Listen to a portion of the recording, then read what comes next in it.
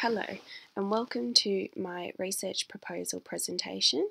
I'm Laura Walsh and the research that I am proposing today is called Comparison of Training versus Match Demands of Club Level Rugby Union Players. Rugby Union is a popular team sport played worldwide. It consists of two teams of 15 players who compete to score more points through tries and kicking goals than their opposition. It is a highly intermittent sport, characterised by periods of high-speed running and collisions, interspersed with low-intensity activity such as jogging and walking. Positions are divided into two main categories of forwards and backs. The forwards are comprised of the tight five and loose forwards, while the backs include inside and outside positions. Typically, forwards are involved in a greater number of heavy contact activities, including scrums, rucks, mauls, and lineouts, while backs tend to run greater total distances comprised of more high-velocity running. Existing research in rugby union has been focused on anthropometrical differences between positions and competition levels, as well as strength and power differences.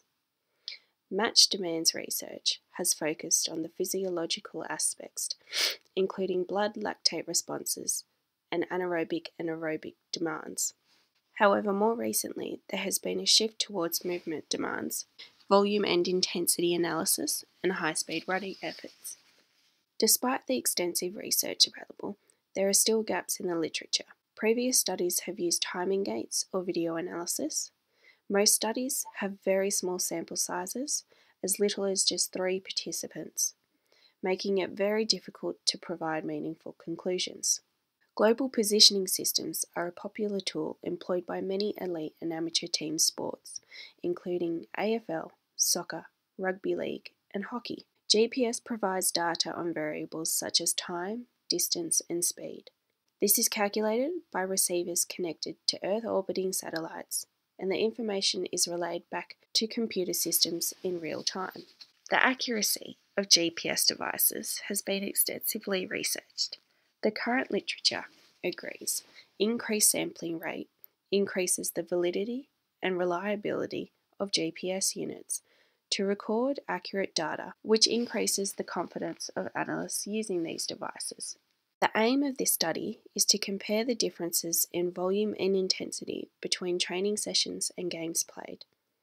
Firstly, we want to determine the volume and intensity of a Tuesday evening training session, then compare the volume and intensity between a Tuesday and a Thursday evening training, and compare that volume and intensity with game day demands.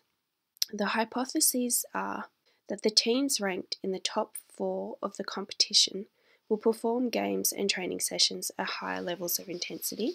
These same 4 teams will also cover a greater total distance during games. These teams that are ranked in the top 4 will perform more high-speed running efforts during a game, and that a Tuesday evening training session will have a greater total distance covered compared with a Thursday evening. 6 teams from the John I. Dent Cup, the club rugby competition in Canberra, were selected to participate in the study as part of a project headed by Brumbies Rugby Pathways Development Director. The teams will only be tracked for 1 week, inclusive of 2 training sessions and 1 game. A minimum of 6 players, 3 forwards and 3 backs will be chosen at random to wear the units for the duration of their club's analysis period. GPS units are GP Sports SPI units provided by Brumbies Rugby. They have a sampling rate of 15 Hz. The units will be turned on immediately prior to warm-up and immediately after the game finishes. Data will be downloaded the day after sampling using Team AMS software from GP Sports. The main variables we will be focusing on are the total distance travelled, speed, game time, and the number of high-intensity running efforts. There is some conjecture in current literature concerning the definition of a high-speed running effort. Most papers conclude that 18 kilometres an hour is acceptable, and this was agreed upon by Brumbies for the current study.